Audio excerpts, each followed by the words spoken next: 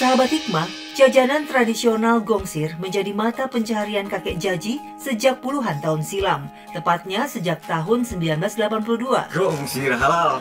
Untuk menafkahi istri dan anak-anaknya, kakek berusia 72 tahun ini berjualan gongsir keliling di Kampung Bojong Kelapa, Batu Nunggal, Sukabumi. Dengan menggunakan pikulan, kakek Jaji berjalan kaki menjajakan dagangannya. Ya, namanya jualan lah. Kalau lagi kada yang maunya, alhamdulillah. Kado dengan namanya jualan, ada lebih ada kurang. Berjualan di bawah terik sinar matahari atau di bawah guyuran hujan tak mampu menggerus semangat kakek Jaji. Meski sedang menjalankan ibadah puasa di bulan Ramadan, demi mencari pembeli, kakek tetap semangat berjualan hingga berpuluh-puluh kilometer jauhnya. Ya. Tubuh rentanya yang sudah lelah tak pernah ia pedulikan lagi. Kalau misalkan ketemu pasti beli, karena kan satu itu makanan tradisional, udah jarang banyak yang jual. Yang kedua jadi nggak ada zat-zat kimianya, jadi itu emang asli alami, jadi pasti suka untuk cemilan buka puasa. Gongsir yang terbuat dari jagung rebus dijual dengan harga bervariasi oleh kakek Jaji. Mulai dari Rp2.000, Rp5.000 hingga Rp10.000 untuk porsi besar.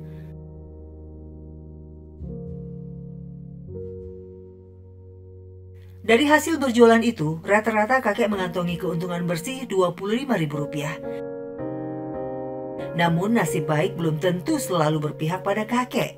Kalau sedang sepi pembeli, jangankan mendapatkan untung, balik modal saja tidak mungkin.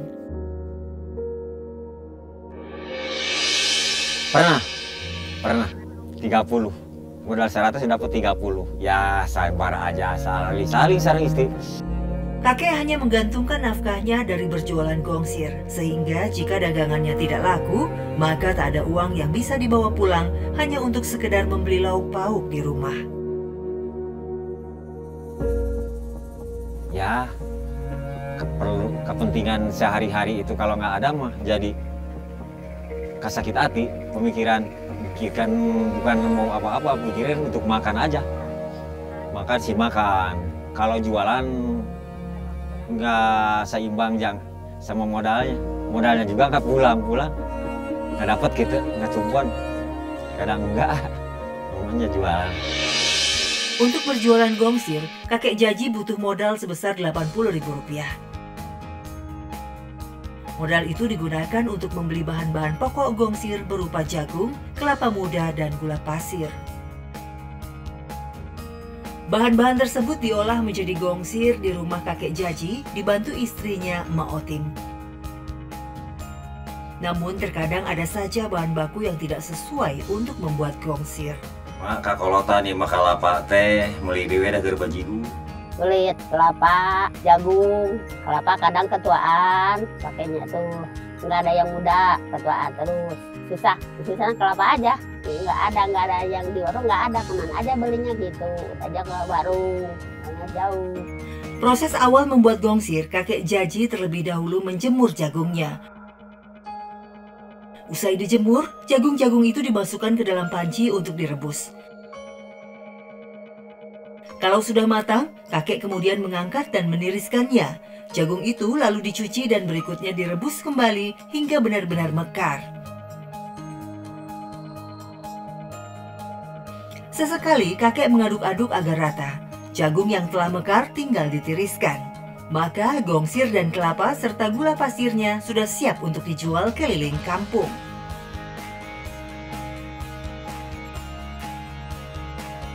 Untuk membantu kakek Jaji mencari nafkah, Mak Otim selama bulan Ramadan berjualan bajigur keliling setiap sore. Masa ngabuburit dimanfaatkan oleh emak untuk menjajakan minuman khas Sunda ini. Dengan harapan akan banyak orang yang tertarik untuk membeli, lantaran bajigur hangat dengan rasa jahenya cocok untuk minuman berbuka puasa. Kemana aja jualannya, ya keliling terus, ya ada yang mau dianya ke rumah, pesen datang ke rumah gitu, ke pasar terus keliling ke jalan-jalan gitu, ke rumah-rumah. Bajigur buatan Mak Otim dijual dengan harga Rp5.000 seplastik. Kadang emak bisa memperoleh 25.000 dari seharian berjualan.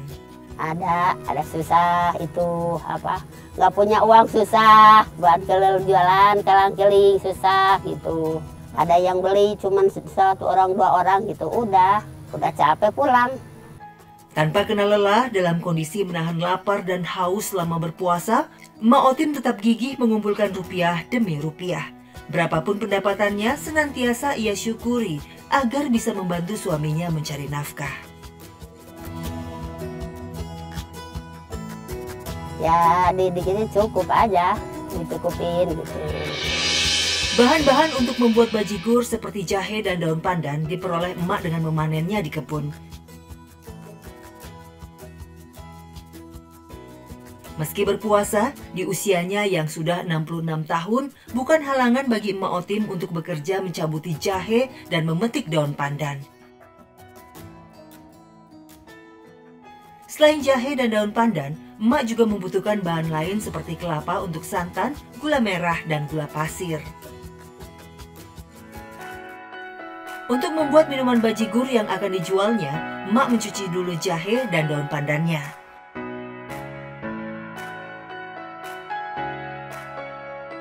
Langkah berikutnya, emak memarut kelapa dan memerasnya menjadi santan. Jahe yang sudah dicuci, ia memarkan semuanya.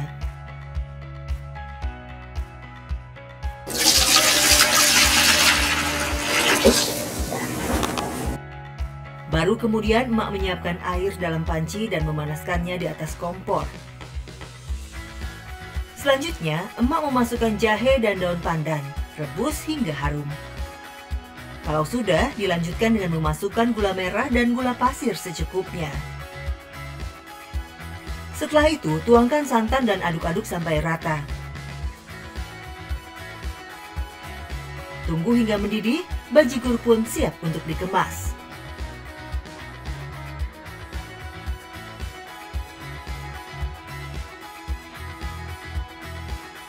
Menjelang azan maghrib tiba, Emak Otim bersama kakek Jaji membagikan sebagian dagangan mereka sebagai takjil untuk berbuka puasa kepada para musafir yang lewat di kampung mereka.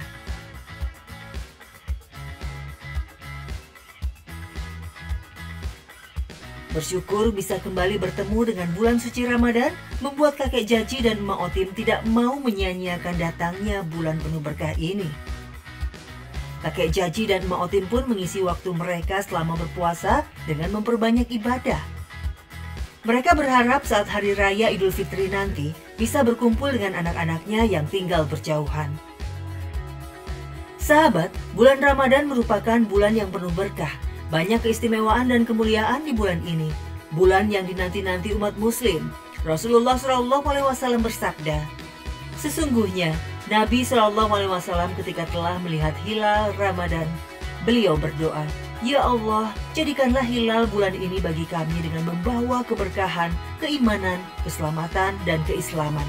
Tuhanku dan Tuhanmu adalah Allah." Hadis riwayat At-Tirmizi.